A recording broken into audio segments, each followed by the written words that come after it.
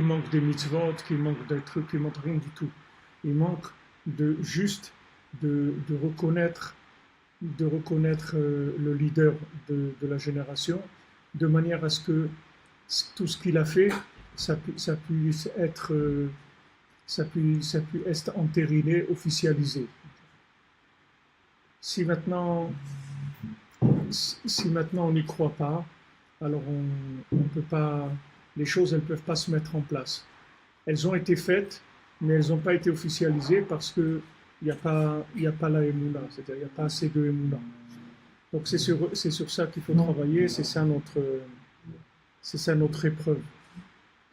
Alors dans les gens qui sont la différence, les gens qui sont à l'extérieur, c'est chacun son niveau d'émouna, c'est-à-dire déjà quand quelqu'un il n'est pas contre, alors c'est déjà, il n'empêche pas déjà la Géoula, parce qu'il n'est pas contre, même si c'est pas quelqu'un qui reconnaît, mais il n'est pas contre. Et si quelqu'un il reconnaît, c'est encore mieux, et il faut faire attention dans tous ceux qui reconnaissent le tzaddik, que ne se disputent pas entre eux, parce que s'ils se disputent entre eux, c'est le même problème, c'est même pire. C'est même pire que les gens qui sont opposés. Les gens dans Breslev, ils disent ouais, tu te rends compte, il y a des gens qui empêchent les gens de venir à Ouman, mais c'est terrible et tout. Mais quand des groupes Breslev ils se disputent entre eux, c'est pire que ça. C'est encore pire parce que Rabban Ben Nachman il dit ceux qui empêchent la Géoula, c'est ceux-là. C'est pas les gens qui sont dehors, c'est les gens qui sont dedans et qui se disputent. Eux, c'est les principaux activistes des opposants à Mashiach. Parce que Rabbeinu, il a réglé déjà le problème du monde. C'est-à-dire, sur papier, le monde, le problème du monde, il est réglé déjà. Le problème du monde, il est déjà réglé. Et maintenant, pour que ça soit officialisé, qu'on puisse le vivre, il faut avoir la Emouna. C'est qu'une question d'Emouna. Pourquoi la Emouna?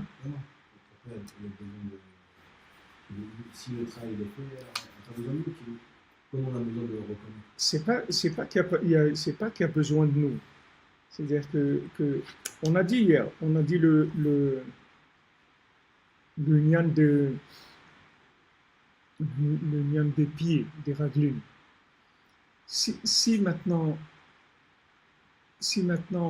le dernier qui est sur terre, le plus grand taré de la terre, le plus grand rachat de la terre, il ne reconnaît pas Hachem, ça veut dire que l'affaire elle n'a pas marché.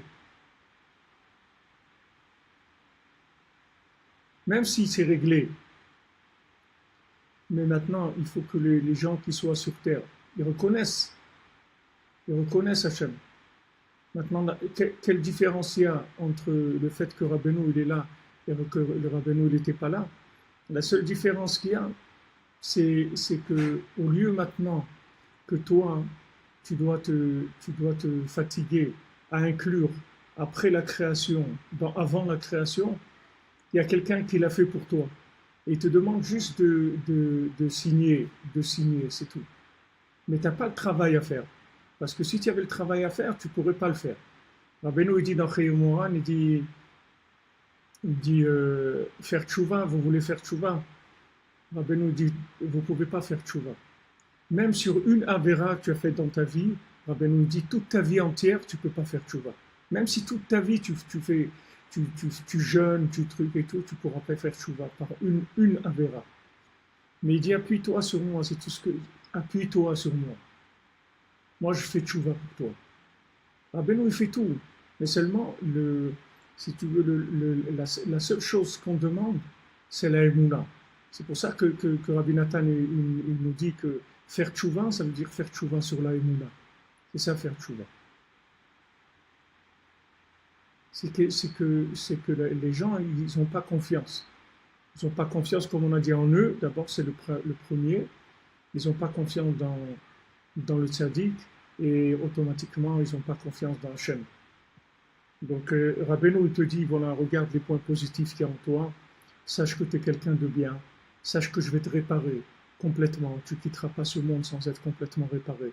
Rabbeinu donne beaucoup de paroles qui sont des garanties, qui calment, qui détendent beaucoup, c'est-à-dire qui sécurisent beaucoup.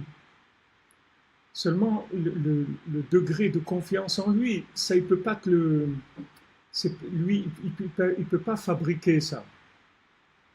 Il peut pas fabriquer cette chose-là. C'est-à-dire, il peut pas te fabriquer la émouna.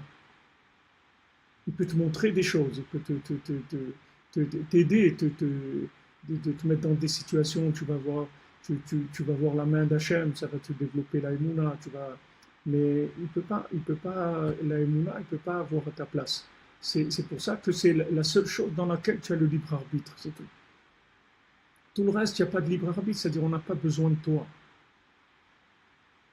Si, par un raisonnement logique et simple que je vous dis tout le temps, si Mashiach il n'est pas venu jusqu'à aujourd'hui, comment il va venir? Si Mashiach il n'est pas venu à l'époque de Rabbi Akiva, il n'est pas venu à l'époque de Rabbi de Chizkiyahu HaMelech, qu'il n'y avait pas un enfant dans toute Eretz Israël qui ne connaissait pas toutes les Mishnayot par cœur, avec qui il va venir? Avec Johnny Hallyday? Avec qui il va venir Mashiach? Parce qu'il dit, ouais, avec ça va venir le Mashiach. Qui est-ce qui va amener le Mashiach? Dis-moi, qui est-ce que tu vas le voir? Tu dis, waouh, ça y est, on est tranquille, Mashiach il va venir. Il n'y a personne. Et ça va de pire en pire.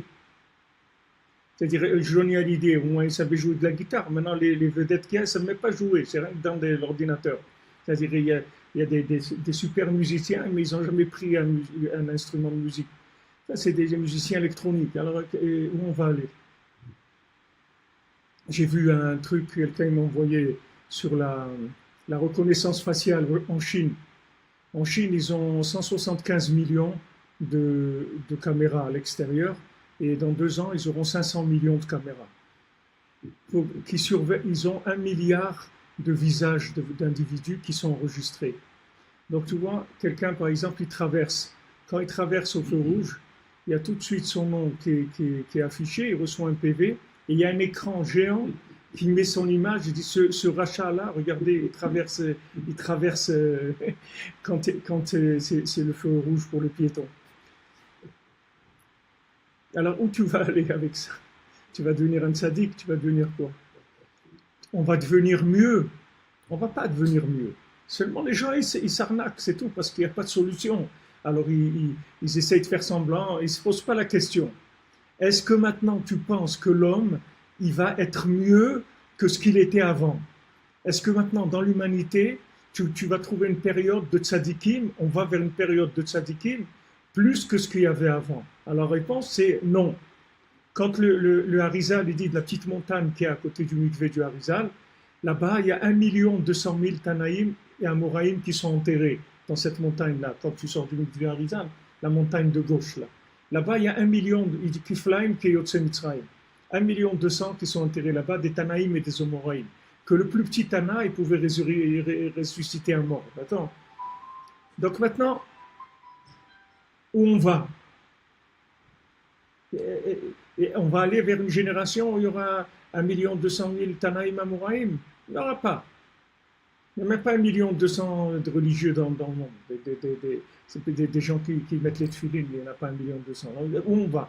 Donc on va pas vers une réparation logique et réelle sur le terrain.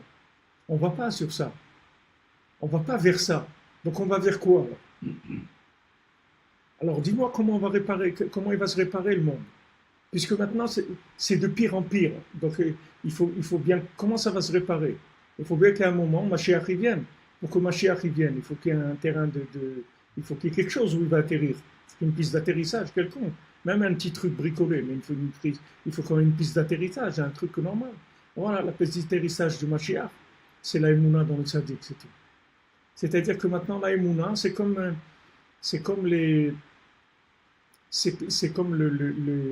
un accréditif, c'est comme si tu donnes un pouvoir à quelqu'un. Tu donnes un pouvoir à quelqu'un, il va signer pour toi, il va faire des choses pour toi. Toi, tu peux pas faire ce que tu as à faire, lui, il va le faire pour toi. C'est le contraire de ce qu'il y a dans le monde aujourd'hui. Avant, normalement, les billets, l'argent, c'était juste un moyen de paiement pour faciliter, pour pas qu'on ait des lingots d'or à la maison, des pièces d'or et tout. Alors, ils ont fait la planche à billets.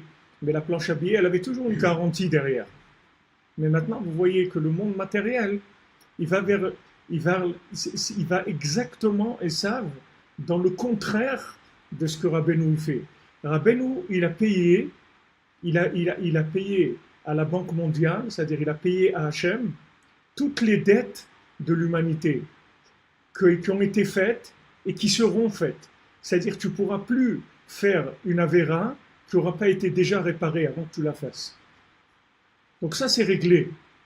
Donc vas-y, tu peux y aller avec la planche à billets, il n'y a aucun problème. Jamais tu pourras atteindre les réserves d'argent, de mérite que Rabbi Nachman il a fait. Seulement, il faut que tu aies confiance, c'est tout. Si tu as confiance en lui, alors tu vas jouir automatiquement des garanties et tu vas être quelqu'un de réparé. Alors, qu'est-ce que c'est quelqu'un de réparé? C'est quelqu'un qui a connecté après la création, avant la création. Maintenant, imagine-toi que tout ce que tu vas être en contact avec dans ta vie, ça a déjà été connecté. Ça a déjà été connecté. C'est pas à toi de le connecter. La seule chose qu'on te demande, c'est d'avoir confiance. Si tu as confiance, tu t'inclus dedans, tu es réparé, c'est tout. Tu vas te réparer par l'inclusion dedans. Mais c'est pas toi, d'après tes actes, qui vont faire quoi que ce soit comme changement dans l'histoire du monde. La seule chose qui va changer l'histoire du monde, c'est la émouna, c'est la confiance, c'est l'amour, c'est le fait de juger les gens positivement, le fait de voir le bien partout. C'est ça qui va réparer le monde. Parce que tout ça, ce sont des outils de connexion. C'est-à-dire, ce que Rabbeinu te donne, c'est que des outils de connexion. Pourquoi Rabbeinu il a développé que la connexion? Pourquoi Rabbeinu il te dit pas de jeûner, par exemple? Jeûne, fais des jeûnes, ne mange pas. Rabbeinu ne dit pas ça. Au contraire, il te dit ne jeûne pas. Rabbeinu dit, regarde, il va plus loin que ça. Rabbeinu, au début, il donnait aux gens des jeûnes. Quand les gens venaient chez lui à Oman Rosh Hashanah, chacun recevait un papier de Rabbeinu. Et sur papier, il y avait des dates. C'était les dates où il devait jeûner dans l'année. Chacun, c'était différent. D'après Tikkun de Saneshama, chacun, il donnait une petite feuille, un calendrier où il notait, voilà les jours. Chacun, il venait rentrer chez Rabbeinu. Bien sûr, il n'y avait pas 70 000, il y avait 700. Ils rentraient et ils recevaient chacun leur petit papier. Ils savaient qu'ils devaient jeûner toute l'année et ces jours-là. Maintenant, au bout de quelques années, un Rosh Hashanah, Rabbeinu dit, il n'y a plus besoin de jeûner. Maintenant, j'ai atteint des compréhensions, c'est-à-dire j'ai décroché de la miséricorde d'Hachem que ça sert à rien de jeûner.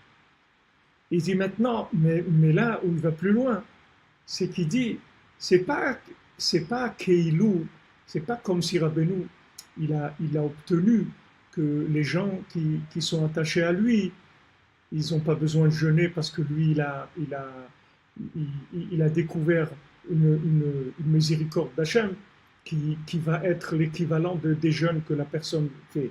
C'est que Rabbeinu, c'est pour tout le monde qu'il a fait ça.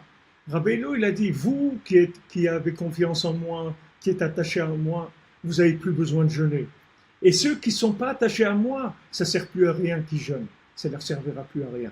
Vous voyez, c'est pas que du fait que maintenant les gens ils sont des élèves de Rabbeinu, que maintenant eux ils n'ont pas besoin de jeûner. Même celui qui connaît pas Rabbeinu, le jeûne, il va plus servir à rien. Pourquoi? Parce que le rapport, qu'est-ce que ça faisait le jeûne?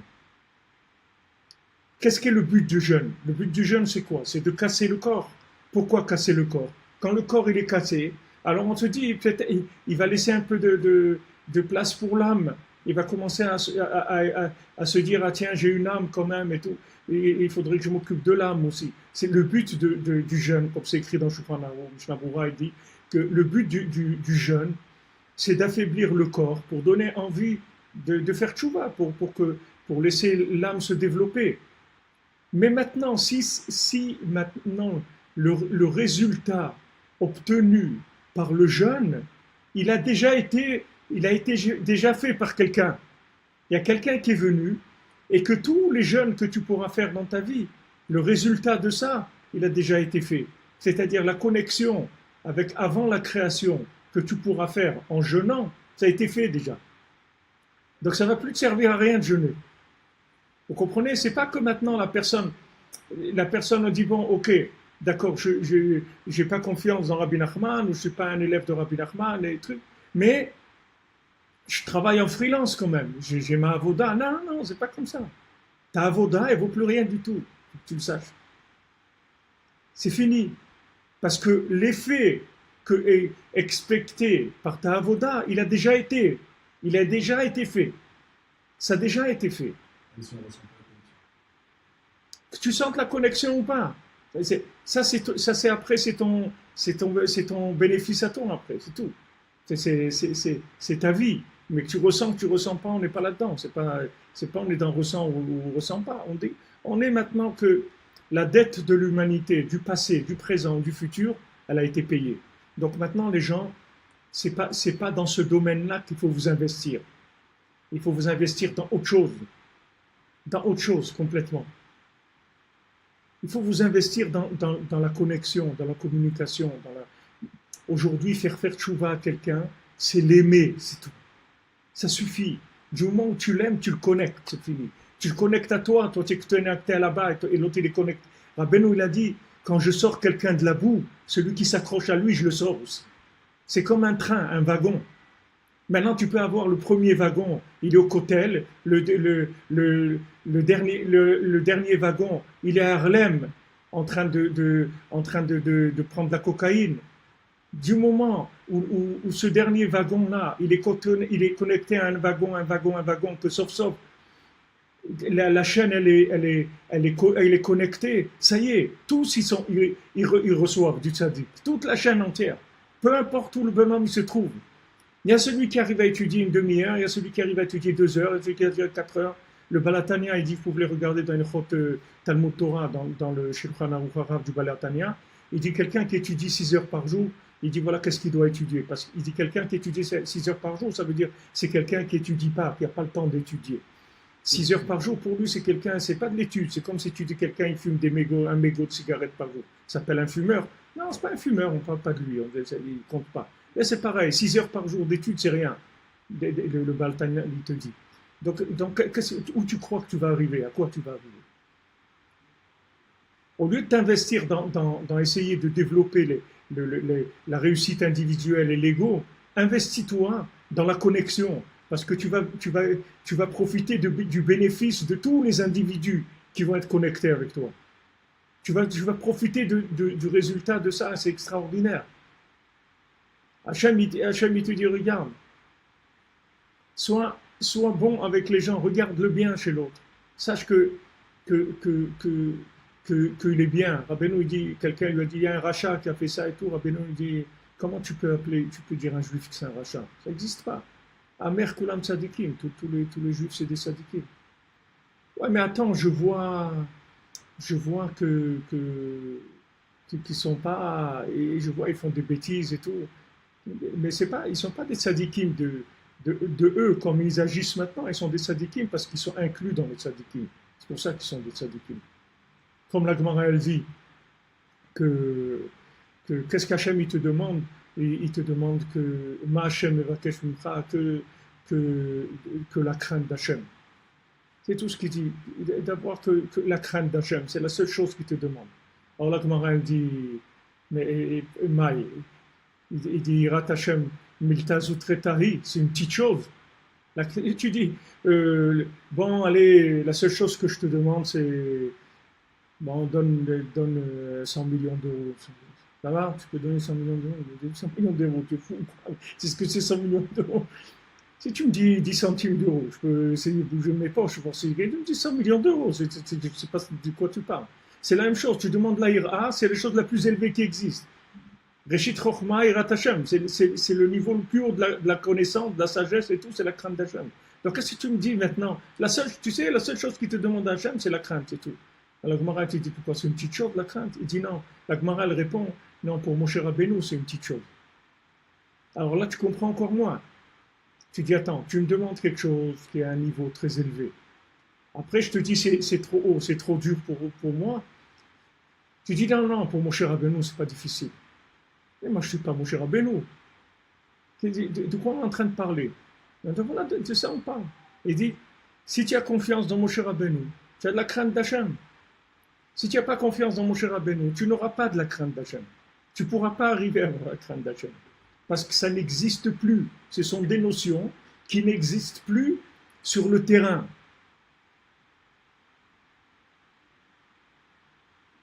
Vous voyez le monde virtuel dans lequel on vit, les transactions virtuelles, les trucs. Maintenant, vous voulez aller à la banque. Il n'y a pas de banque. Il n'y a pas de bonhomme à la banque. Il y a des machines, c'est tout. Il n'y a pas un bonhomme avec qui vous allez lui dire, voilà, bonjour, ça va monsieur, alors, comment ça s'est passé? C'est fini, il y a une machine, tu rentres les chèques, ou tu rentres les espèces, ou tu tires des trucs, c'est tout. Il y a pas, c'est en train de disparaître. Alors tu dis, mais moi je m'excuse, mais quand même j'aimerais bien quelqu'un. Mais non, monsieur, il n'y a plus, c'est fini. Ça n'existe plus. Ça n'existe plus, c'est tout.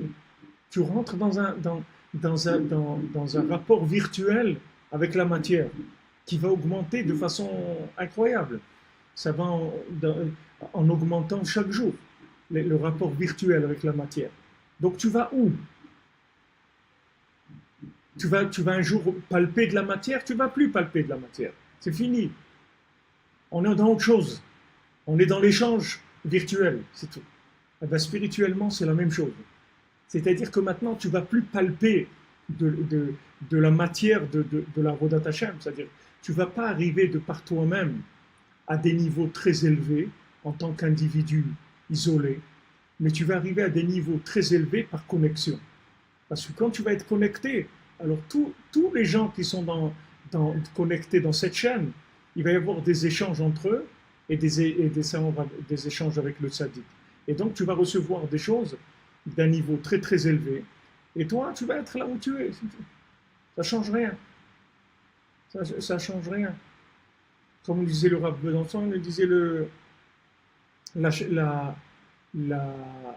une chaîne, elle a la force de son plus faible maillon.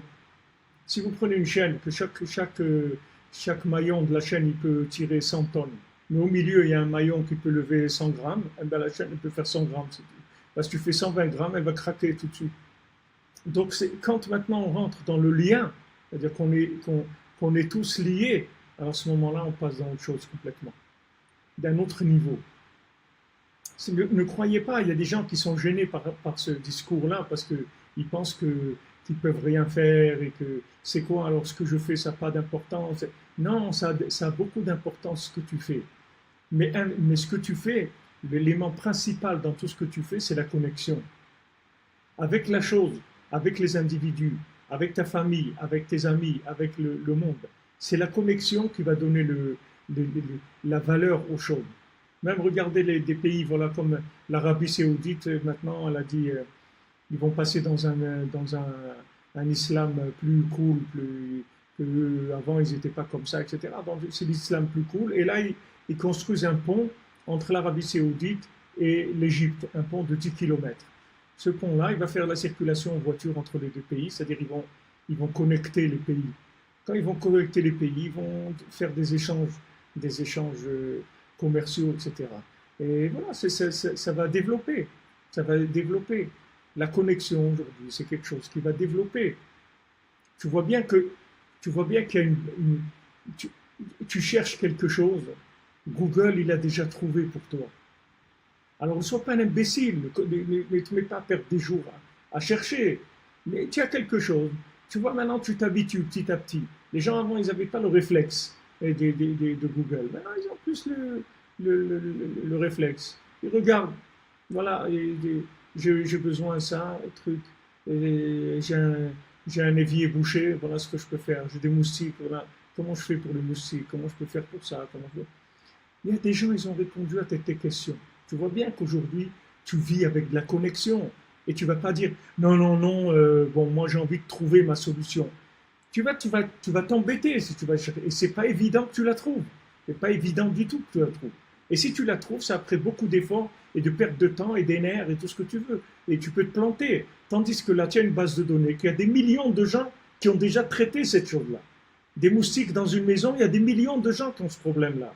Donc ne sois pas un idiot. Rentre dans la base de données du monde et tu vas trouver les résultats à ton problème. Ben, c'est exactement la même chose que je suis en train de vous dire. C'est exactement ça. Vous voyez que l'état d'esprit du monde, Hachem, il le prépare à ça. Que les gens, à force de vivre ça, à force d'avoir le réflexe Google quand ils cherchent quelque chose, ça leur rentre dans la tête ce schéma de fonctionnement. Que je ne vais pas me casser la tête, je vais chercher chez Google, ok? Donc ça, après, ça va nous rentrer dans la tête. Je ne vais pas me casser la tête à faire tchouva, je vais me connecter au tzaddik, je vais me connecter au Ham Israël, je vais connecter au bien qu'il y a chez l'autre. Et le bien qu'il y a chez l'autre et le bien qu'il y a chez moi, on va le partager. Et comme ça, on va arriver à des choses extraordinaires. Donc ça c'est ça le futur du monde. Vous voyez que Hachem, il met ça dans le monde. Regardez, je vous disais l'Arabie Saoudite, même des pays musulmans, ces pays-là, c'est des pays qui sont béchalom avec Israël. L'Arabie Saoudite, le Caire, les trucs, la Jordanie, c'est des pays qui sont béchalom avec Israël. Et regardez, comme c'est bizarre, le fait qu'ils soient béchalom avec Israël, ils ont compris qu'il faut qu'ils se connectent entre eux, qu'il faut qu'entre eux, ils fassent des échanges, qu'il faut qu'ils sortent de l'isolement, qu'ils commencent à échanger entre eux. Mais d'où ça est revenu ça, que c'est tombé dans la tête ça? C'est parce qu'ils sont béchalom avec le Ham Israël. Du moment que tu es béchalom avec le Ham Israël, le Ham Israël, il te diffuse, il te diffuse la bénédiction, il te diffuse la connaissance, il te diffuse tout. Le Ham Israël, il diffuse tout dans le monde. Mais il faut être béchalom. Maintenant, dans le Ham Israël, c'est la même chose. Ce qui te manque, c'est chez l'autre. Rabbeinu dit ça même pour l'étude de la Torah.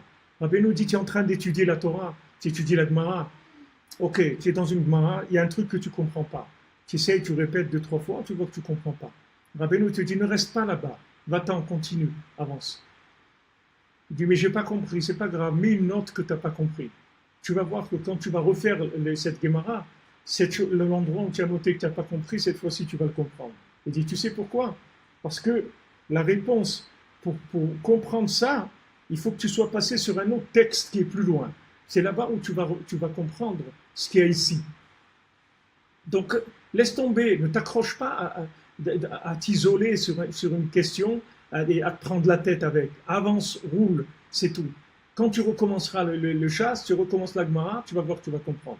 Et si tu n'as pas compris la première, la deuxième, tu vas comprendre. D'après, tu vas tout comprendre. Parce que, comme on dit, la Torah, elle est pauvre dans son endroit et elle est riche dans un autre endroit. Ani abem koma, ashira abem komacher.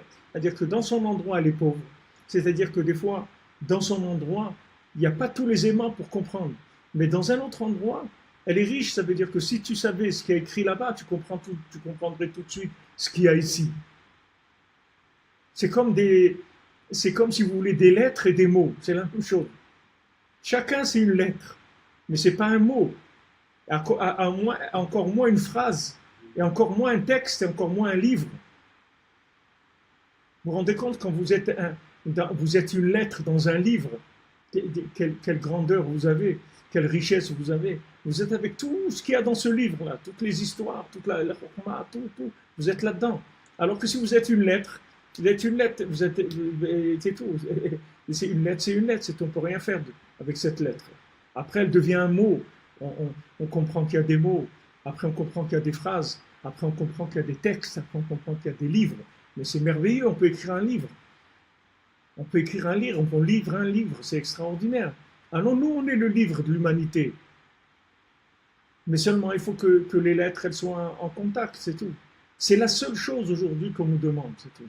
On ne nous demande rien d'autre, c'est que de respecter le lien. C'est tout. Et c'est pour ça que vous voyez que ce que les gens ils ont le plus du mal à respecter, c'est ça. C'est le plus dur. Ils ont du mal à se marier. Vous leur présentez des gens et tout, chacun il est dans je ne sais pas dans quel monde il est, mais en tout cas c'est difficile pour lui. Ils n'arrivent pas à reconnaître qu'ils peuvent construire avec cette personne. Avec n'importe qui tu peux construire, c'est pas un problème. Mais il faut avoir le degré de la émouna, c'est tout.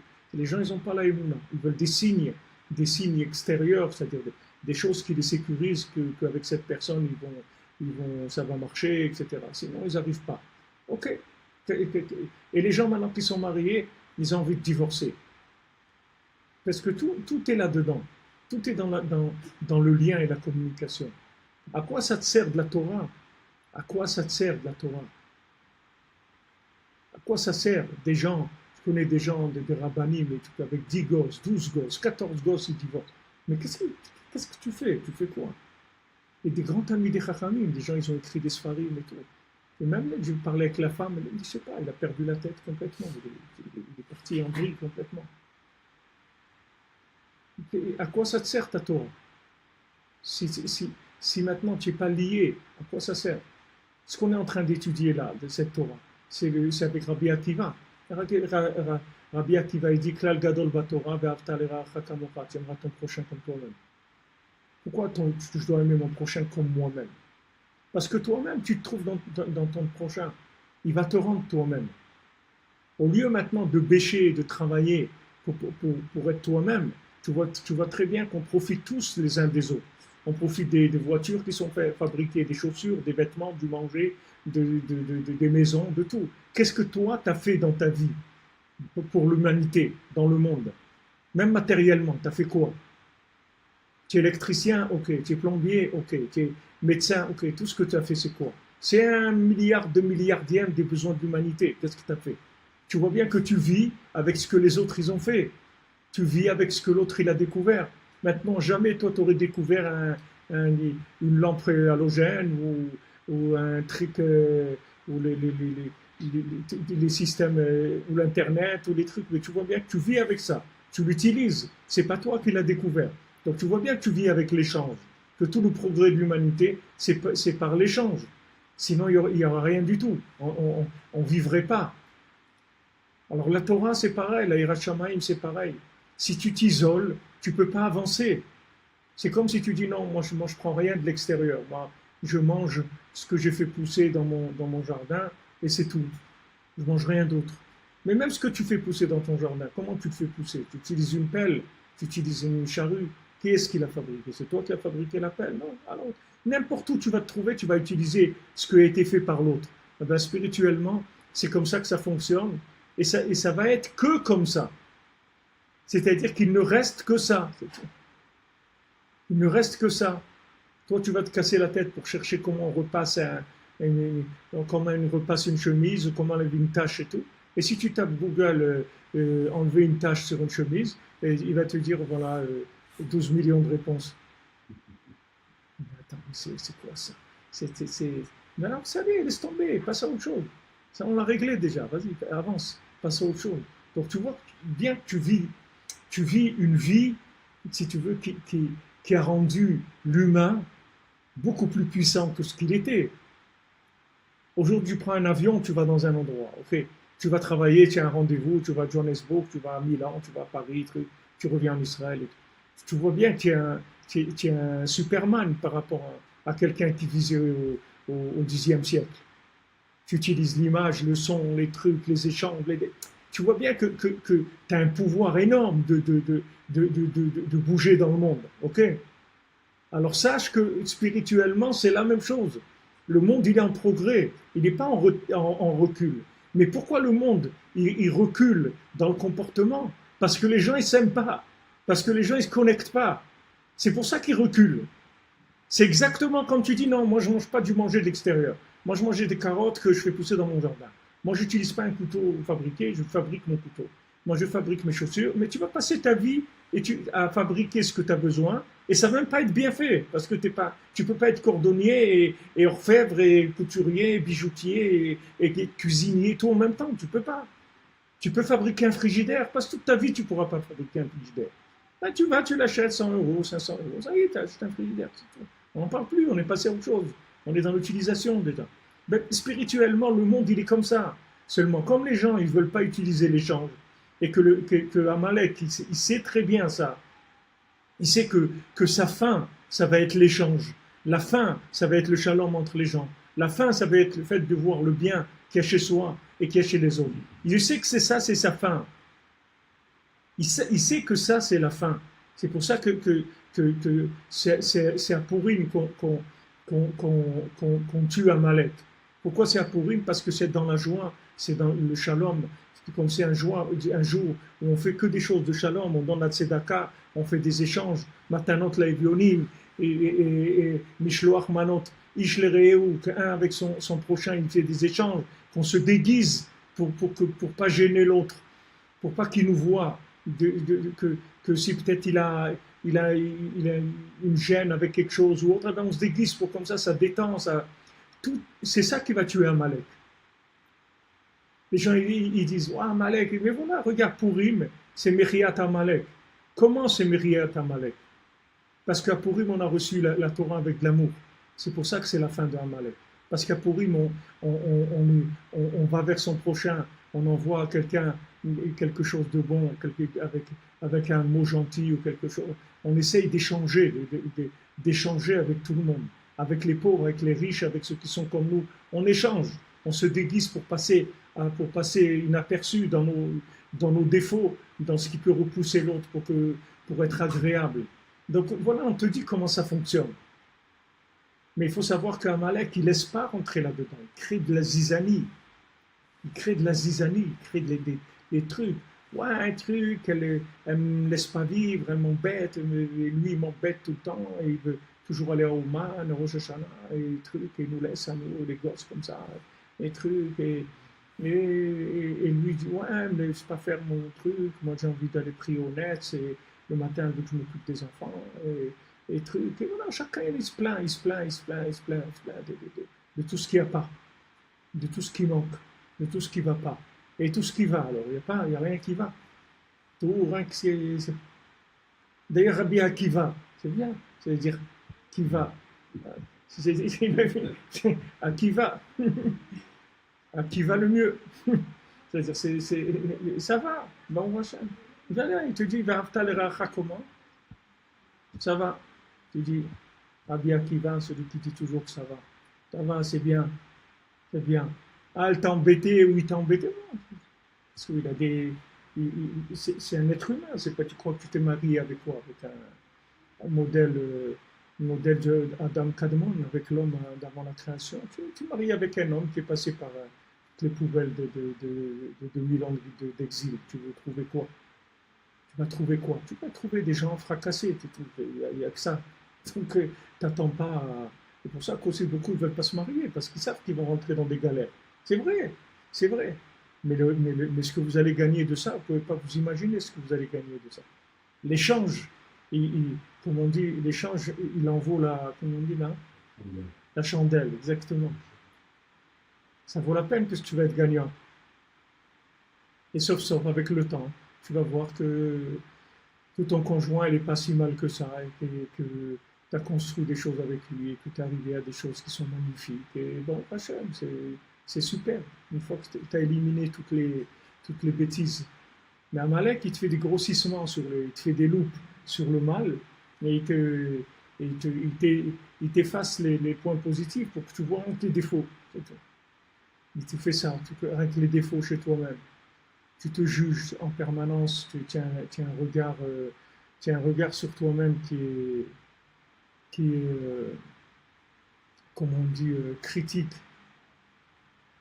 Tout le temps en train de te critiquer toi-même. Après, tu critiques les autres. Après, et tu sais pas que ça t'isole, que chaque fois que tu critiques, alors tu t'isoles. Rabbeinu, il dit si tu veux étudier la Torah, alors fais attention d'être béchalom avec les gens, de ne pas parler sur les gens. Pourquoi? Parce que chacun, c'est une lettre de la Torah. Donc maintenant, si tu parles pour lui, contre lui, tu as un problème avec lui. Alors sa lettre, pour toi, elle va s'éteindre. Et quand tu vas lire le texte, sa lettre, elle est éteinte, donc tu ne comprends pas le texte. Il te manque des lettres. Chaque juif, il y a 600 000 lettres dans la Torah, 600 000 âmes juives. Chacun, il a une lettre. Maintenant, dans la Torah, dans le texte du Chumash, il y a 600 000 lettres. Mais dans toute la Torah, il y a bien plus que 600 000 lettres, il y a plus que 600 millions de lettres, 600 milliards même de lettres, dans tous les livres qui ont été écrits. Tous ces livres-là, chacun, il vient d'une combinaison des lettres de la Torah.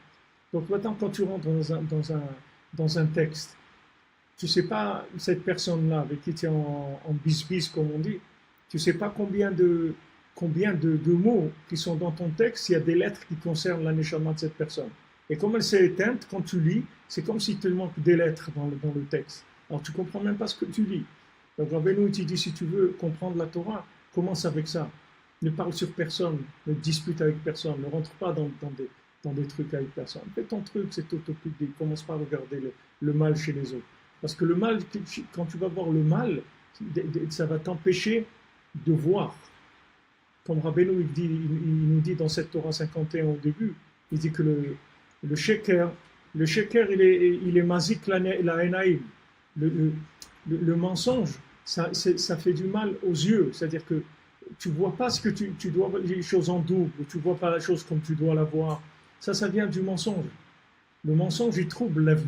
Donc c'est le fait que maintenant, tu dis quelque chose qui n'est pas vrai. Alors, tu vois plus les choses bien. Alors, c'est exactement pareil quand tu es en dispute avec quelqu'un, tu vois plus les choses claires. Parce que pour voir clair, il faut être connecté avec l'autre. Et à ce moment-là, tu vas voir clair. Tu vas voir clair. Tu vas voir quoi? Que la vie, c'est comme ça. Tu vas faire les bons choix dans ta vie de parnassa, de mariage, pour des écoles, pour tes enfants, tout ce que tu fais, d'une synagogue où tu vas prier, tous ces choix-là, il faut que tu vois quelque chose, il faut que tu vois clair. Alors ces choix-là, ils dépendent du contact qu'il y a entre les individus. Si tous les gens de la terre ils étaient béchalom,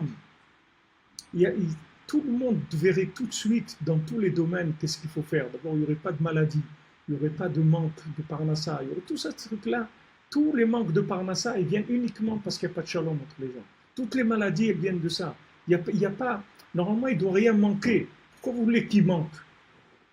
Hachem, il a fait le monde pour nous, parce qu'il nous aime, pour qu'on réussisse. Pourquoi il y a des manques? Il n'y a pas de raison qu'il y ait des manques. Pourquoi il y a des manques? C'est comme si quelqu'un il vient travailler, tu lui dis je vous embauche, parce que c'est même pas que vous l'embauchez, vous l'aimez. Tu lui dis viens travailler, je vais bien te payer et tout parce que j'ai envie que tu vives bien, etc. Okay. Et maintenant qu'est-ce que tu vas faire? Ah ben ton métier, tu es quoi? Tu es électricien, alors viens, tu vas travailler. Maintenant il vient, vous lui piquez les outils, vous lui donnez une perceuse qui ne marche pas, un tournevis cassé, mais il ne peut pas travailler le gars. Alors pourquoi vous l'avez fait venir? Si maintenant le gars il n'a pas de parnassa, il n'est pas en bonne santé, il a des problèmes, pourquoi tu l'as fait venir dans ce monde? Quoi? Pour des soucis? Pour souffrir? Pourquoi tu l'as amené ici? C'est pas possible qu'Hachem nous a amené ici pour souffrir. Hachem ne nous a pas amené ici pour souffrir, il nous a amené ici pour qu'on réussisse, pas pour qu'on souffre. Tu sais pourquoi tu souffres? Parce que tu es isolé. Pourquoi tu souffres? Parce que tu n'es pas béchalom, parce que tu te disputes avec les gens. C'est pour ça que tu es malade, c'est pour ça qu'ils te montrent la parnassa. Les gens, vous verrez, les gens qui sont béchalants avec tout le monde, ils leur montrent rien du tout. Ils n'ont aucun manque de rien.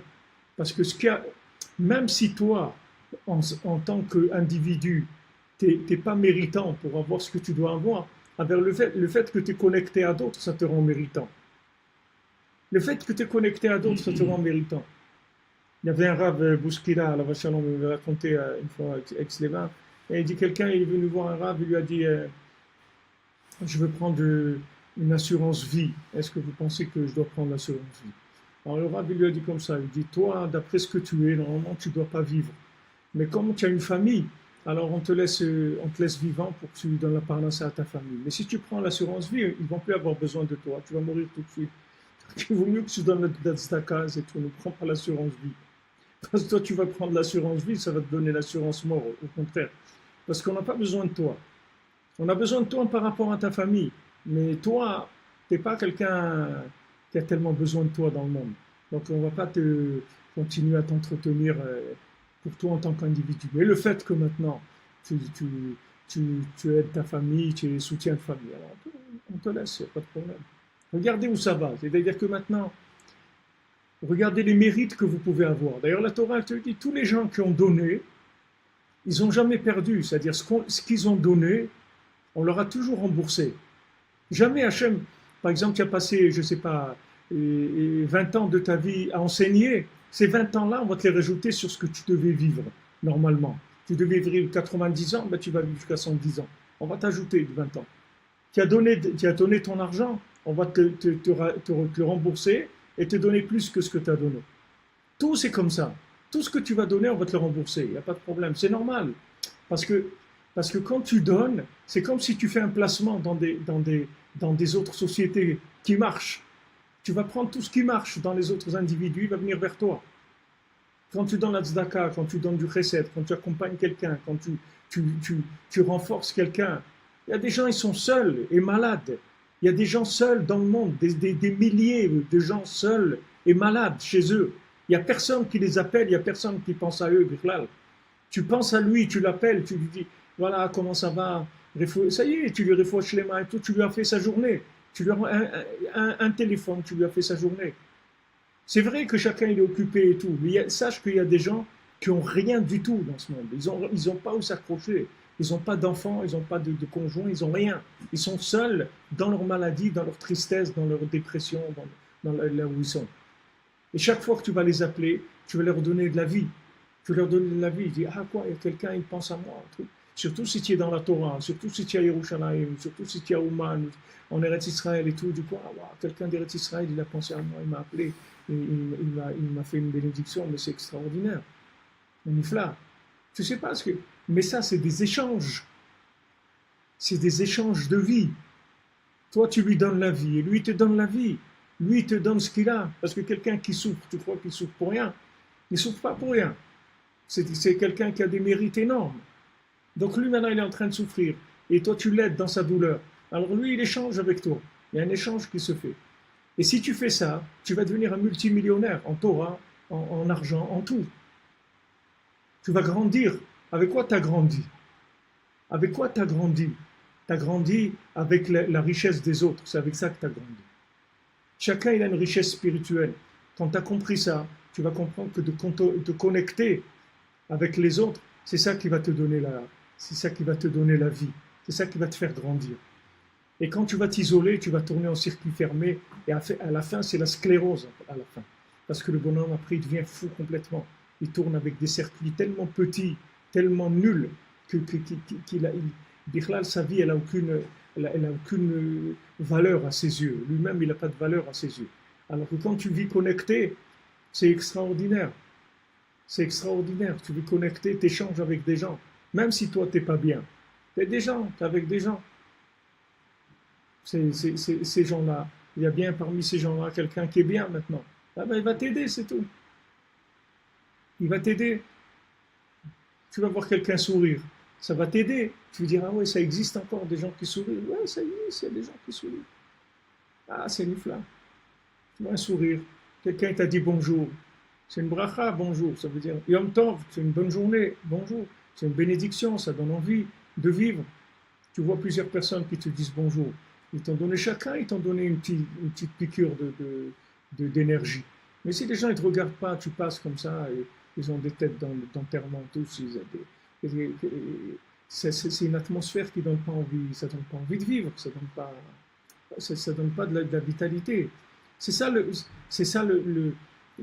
principe, c'est-à-dire ce que je vous ai expliqué aujourd'hui, c'est pour que vous compreniez qu'est-ce que ça veut dire la émouna dans le tzaddik, parce que sinon les gens ils prennent ça et disent oh, mais quoi, c'est de la vodazara, c'est des trucs, c'est quoi ça? Ça veut dire quoi? C'est tout, c'est le tzaddik et nous alors.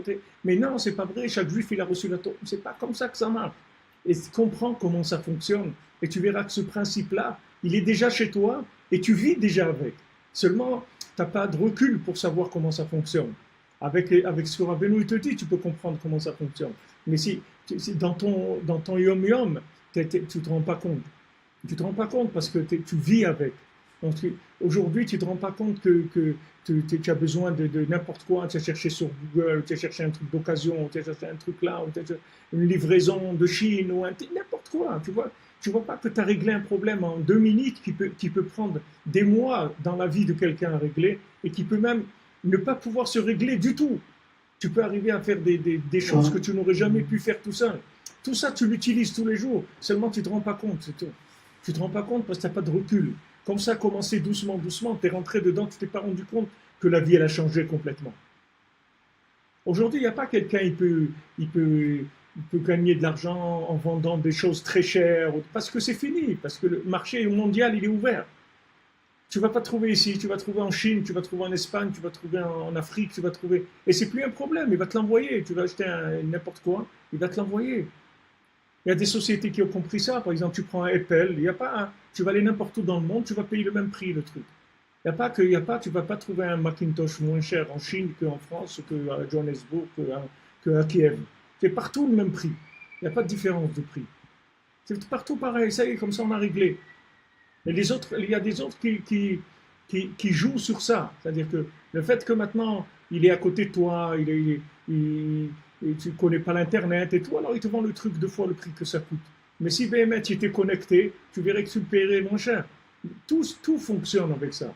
On est déjà dedans. Pourquoi on est dedans? Parce qu'on doit rentrer dans ce principe que si on veut maintenant arriver à une réparation, si on veut arriver à une révélation d'Hachem dans le Olam, on n'a qu'une seule solution, c'est de se tenir les coudes, c'est-à-dire d'être ensemble dans notre façon de vivre. Et en étant ensemble, on va gagner de l'expérience du vécu de chacun, du bien de chacun. Ce bien-là, il communique avec le bien de l'autre. Et le bien de tout le monde, qui est le tzaddik à Emet, il donne à tout le monde. Rabbeinu l'a dit une fois, il a dit, j'arrive pas à dormir. Quand je me mets au lit, je ne peux pas dormir.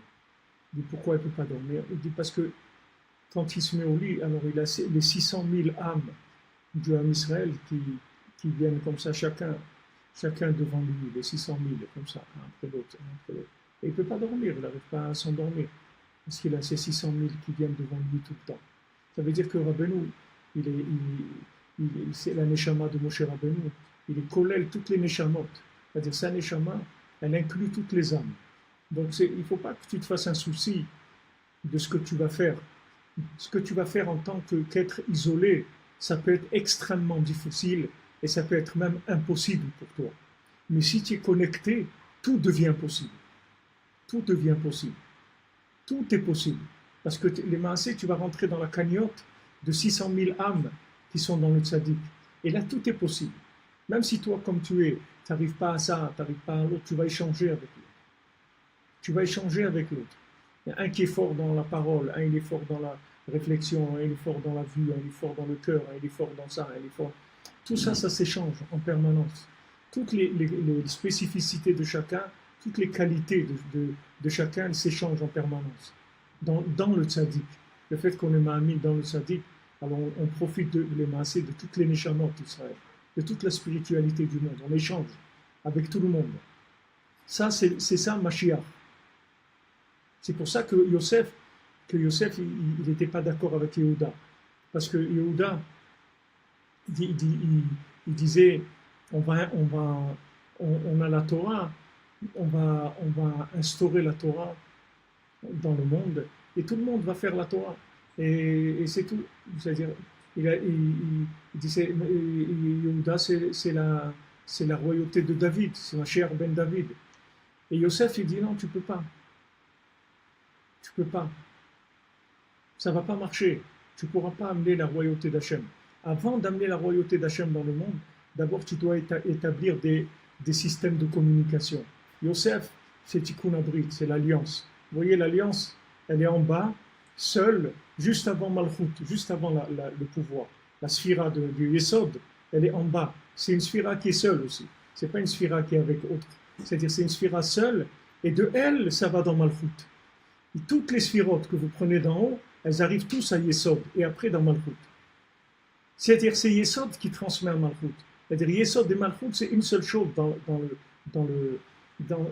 ce qui gère, si tu veux. Parce que ce qui n'est pas arrivé dans Yesod, ça n'arrivera jamais dans Malchut.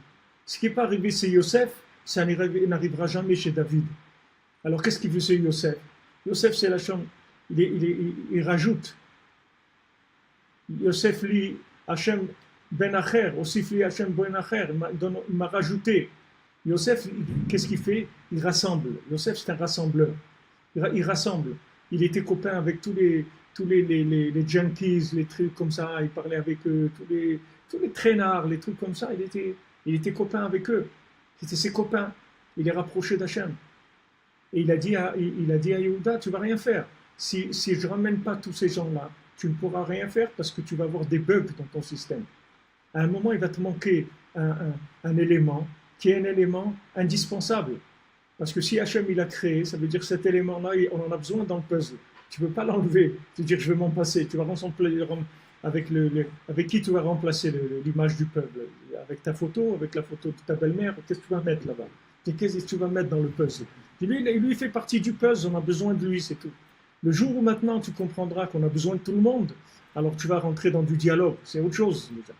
C'est-à-dire tu vas rentrer dans une autre dimension. Donc Mashiach ben Yosef, il vient avant Mashiach ben David. Parce que d'abord, Mashiach ben Yosef, il va planir les incompréhensions.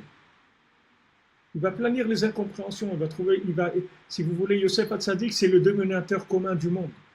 Mashiach ben Yosef, c'est le dénominateur commun de l'humanité. Et de ces dénominateurs communs, il viendra la malchoute de Mashiach.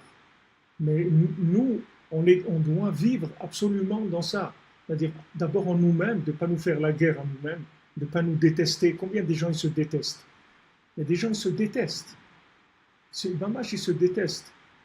Parce qu'ils voient des gens, des trucs et tout, alors ils continuent à vivre. Mais eux-mêmes, ils se détestent. Pourquoi tu te détestes? Parce que tu t'es fixé une image de ce que c'est quelqu'un de bien. Mais ce n'est pas ça, l'image de quelqu'un de bien. L'image de quelqu'un de bien, c'est toi, c'est tout. Voilà, toi, tu es quelqu'un de bien, c'est tout.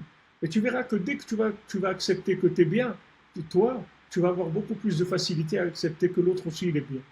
Parce qu'une fois que tu as compris que tu es bien, tu n'as pas besoin d'être parfait pour être bien. Tu n'as pas besoin d'être parfait pour être bien. Rabbi nous dit un tzaddik, même s'il fait une avéra, il reste un tzaddik. Ça ne change rien. Il reste un tzaddik. C'est pas parce que quelqu'un il a fait une avéra qu'il n'est plus un tzaddik. Il est un tzaddik. Il a fait quelque chose qu'il ne fallait pas faire. Mais ça ne lui enlève pas son statut. Pour perdre le statut, il faut aller très très loin. C'est pas... Alors maintenant, toi, tu vas voir que tu es quelqu'un de bien, malgré tes défauts. Et tu vas accepter que l'autre il est bien, d'après ses défauts. Et ça va te permettre de réunir les énergies. Et quand tu réunis ces énergies, c'est beaucoup plus facile d'avancer. Donc ça, c'est le principe de la Géoula, de ce qu'il dit ici, que maintenant, quand quelqu'un il va avec ses pieds pour faire une mitzvah, et à plus forte raison quand il va chez le tzaddik et sur ceux qui sont attachés au tzaddik. Parce que quand vous voyez, il vous dit à plus forte raison. Maintenant, vous pourriez penser que quand vous allez pour faire une mitzvah, c'est plus grand que quand vous allez chez le tzaddik ou vous allez rendre visite à quelqu'un qui est attaché au tzaddik. Il vous dit non, c'est le contraire. Parce que plus la personne que tu vas aller voir, elle est inclusive dans sa spiritualité, et plus tu vas avoir des retours, des bénéfices dans le contact avec la personne. Il y a des gens, ils ne vivent dans leur vie que d'après les connaissances qu'ils ont, c'est tout. Il y a quelqu'un, il avait envoyé ça dans WhatsApp, une blague comme ça, il a dit, je sais pas, il voulait marier, je sais pas, sa fille avec un président de la République ou je sais pas quoi. Alors il a été, il lui a dit voilà, est-ce que vous voulez prendre ma fille? Et il a dit mais non, mais il n'est pas question, tout ça. Il dit mais voilà, je sais pas quoi. Il a fait que des rapports de famille. Il dit lui c'est celui qui dirige, qui a Winsoft là. Ah, alors après il va chez celui de Winsoft, il dit celui-là de là-bas, il m'a dit ah oui, bon alors d'accord. Et c'est que avec des contacts comme ça, le gars il arrive à faire des choses extraordinaires, mais il n'avait rien au départ. Il n'avait rien. Juste les contacts. Il a dit voilà, je connais un tel, ah si tu connais un tel, c'est bon. Alors tu connais un tel. Et voilà, qu'avec les connaissances, il y a des gens toute leur vie, ils ont construit qu'avec des connaissances. C'est tout. Ils connaissent la banque, ils connaissent le maire, ils connaissent l'architecte, ils connaissent le truc. Et ça, avec ça, ils ont pu construire tout ce qu'ils avaient à construire dans leur vie, que s'ils étaient seuls, jamais ils auraient pu avoir ça. Ben, spirituellement, tu peux arriver à des niveaux extraordinaires, de sortir de toutes les ta'avot, de sortir toutes les midot ra'an, rien qu'avec la connaissance des autres, c'est-à-dire la communication avec les autres. Tu échanges des énergies. Quand il y a du shalom, il y a un échange d'énergie qui se fait. Et ça donne des forces. Ça donne des forces. D'où elles viennent tes forces? Elles viennent que ce matin, tu t'es trouvé, ta batterie, elle ne marche pas. Alors voilà, tu as des câbles, quelqu'un et tu lui branches sur sa batterie, et voilà, tu démarres. Tu as des batteries avec la batterie de l'autre. Et sinon, tu serais resté sur le pont de la rue, tu n'aurais pas démarré. Ça, c'est le principe, si vous voulez, de la Torah, de la fin dans laquelle on est aujourd'hui. Donc ça, c'est au-dessus de tout, c'est-à-dire la communication, le shalom, l'amour, le respect entre les gens, l'affection, la gentillesse, ça c'est au-dessus de tout. Il n'y a pas plus grand que ça. C'est la chose la plus grande qui est, c'est-à-dire la plus grande, c'est ce qui va te rapporter le plus pour grandir. Tu vas grandir avec ça. Tu vas grandir avec le bien de l'autre. Et Hachem, il veut que ça soit comme ça, c'est pour ça qu'il a mis le bien chez chacun, pour qu'on échange, qu'on soit obligé d'échanger. Alors maintenant, quand on était fort, comme des Tanaïm et des Amoréim et tout, on n'a pas besoin d'échanger, parce que nous-mêmes, on est forts. Donc on ne se rend pas compte qu'on a besoin d'échanger. Mais aujourd'hui, qu'on est tous des nazes et complets, alors on sait que la seule chose qui nous reste, c'est d'échanger, c'est tout. On ne peut pas vivre autrement. On ne peut pas vivre autrement. Vous savez combien de gens qui m'envoient me dire, Rabbi Frère, vous êtes ma vie. Si vous arrêtez, sachez que moi, c'est ça ma vie. Je vis le matin, le soir, je vis avec vous, c'est tout. Moi, je ne le sais pas. Moi, je balance des trucs, je ne sais pas. Mais il y a des gens, c'est leur vie. Il y a des gens, il y a des parents, leur vie, c'est de recevoir un coup de fil de leurs enfants, c'est tout. C'est comme ça qu'ils vivent. Leur fille, elle l'a appelé, leur fils, il a appelé, le petit-fils, il est venu les voir, comment ça va et tout. Voilà, c'est ça sa vie. Tu lui enlèves ça, il ne vit plus, il est mort, le bonhomme. C'est fini. Tu ne comprends pas qu'on ne peut pas, il n'y a plus aujourd'hui de réussite individuelle. Hachem, il a fait en sorte que toute notre vie, elle va dépendre de l'échange. C'est ça le tikkun abrit. Qu'est-ce que c'est le brit? C'est l'alliance. Réparation de l'alliance, ça veut dire de créer un lien entre les individus. C'est ça tikkun abrit. C'est l'alliance avec chacun. C'est ça qui s'appelle tikkun abrit. Ça c'est Yosef, c'est ma chère Ben Yosef. Donc c'est pour ça que Rabbeinu a donné tikkun aklali. Tikkun aklali, c'est pour se lier, pour pouvoir se lier dans le positif qu'il y a des autres, pour révéler le positif qu'il y a en nous et se connecter avec le positif qu'il y a dans chacun. C'est pour ça que ça s'appelle tikkun abrit, c'est réparation de l'alliance. Réparation de l'alliance, c'est de ne pas être dans l'isolement. Dans l'isolement, le Pgam Abrit, ça veut dire quand quelqu'un s'isole. Il s'isole, ça veut dire qu'il est quand la Torah elle dit qu'elle parle des choses de perversion, elle dit pourquoi un homme dit à sa femme, je ne veux pas que tu t'isoles avec un tel, pas que tu t'isoles. Pourquoi? Parce que l'isolement, c'est ça qui amène toute la touma, tous les problèmes, ça vient de l'isolement. Quand la personne, elle coupe les contacts. Quand tu coupes les contacts, sache que ça va te faire tomber tout de suite, parce que sache que tu tiens avec les contacts que tu as. C'est ça qui te fait tenir. C'est avec ça que tu vis, c'est ça ton énergie. Plus tu vas avoir de contacts, et tu vas avoir des échanges positifs, et plus tu vas gagner. C'est pour ça que Rabbeinu dit, voilà, tout dépend de la Hava. Combien il va y avoir d'amour entre mes élèves, et combien mes élèves ils vont m'aimer. Qu'est-ce que ça veut dire être attaché au tzaddik? Ça veut dire l'aimer. Plus tu vas l'aimer, et plus tu vas être connecté à lui, et plus tu vas recevoir des énergies de lui. C'est ça le derrière. C'est pour ça qu'il te dit qu'il n'y a pas plus grand que ça. C'est pour ça, Ashrem, c'est-à-dire heureux les pieds qui vont pour faire une mitzvah, mais à plus forte raison quand il voyage et il va chez le tzaddik Haemet et ses élèves. Parce que le tzaddik Haemet, il a déjà mérité tout ça, d'inclure tout avant la création. Donc tu vas vers la solution du monde, la solution générale. C'est-à-dire que tu as le moteur de recherche, le moteur d'énergie du monde. Il est là, il est présent dans le monde. Juste rentre en connexion, prends une connexion Internet, tape Google, tu vas voir que tu vas trouver 90% ou 95% de tes problèmes matériels, tu peux les résoudre. Donc ça y est, tu vas passer dans une autre vie déjà. Pas te prendre la tête avec toute la journée à ranger des trucs qui sont cassés, que tu ne sais pas comment on fait ça, tu ne sais pas comment on fait l'autre. Il te donne des astuces, comment faire ça, il a trouvé une astuce comme ça. Tu vois que, et vous voyez que c'est extraordinaire, c'est que la plupart des gens qui mettent ça, c'est gratuit, il n'y a personne qui fait payer. Ça c'est extraordinaire, non? C'est pas nifla. C'est nifla méande. Vous savez combien de problèmes dans les ordinateurs et tout qu'on résout rien qu'avec les forums, c'est tout. Le gars, il s'est pris la tête déjà, il a passé des mois, il a trouvé une solution, il te la donne, voilà. Non, il te dit, c'est un qui te font une vidéo de formation, il te dit, voilà comment tu vas régler, tu fais comme ça, tu fais comme ça. Gratuit, il ne te demande rien du tout. Il te dit, dis-moi merci, envoie-moi un petit pouce, un truc, ça me donne de la joie, c'est tout. Tu échanges, c'est tout, tu échanges. Tu vois bien que tu vis comme ça. Alors, et comprends que la Torah aussi, elle est comme ça. C'est-à-dire que ça, c'est juste, on amorce une formation de mentalité, une formation mentale, une formation de mentalité pour pouvoir tellement être habitué à vivre avec de la connexion que quand on va nous demander qu'on nous demande déjà ça. C'est-à-dire de vivre avec la Emouna, avec la connexion, ça va être évident pour nous. Ça va pas être un principe qui sera étranger, parce que c'est quelque chose qu'on côtoie au journalier.